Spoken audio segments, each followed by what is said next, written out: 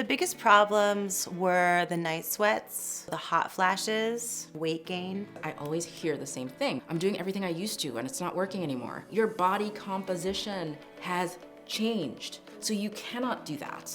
When you go through the perimenopausal and menopausal transition, your ovaries start to reduce the production of estrogen, progesterone, and testosterone.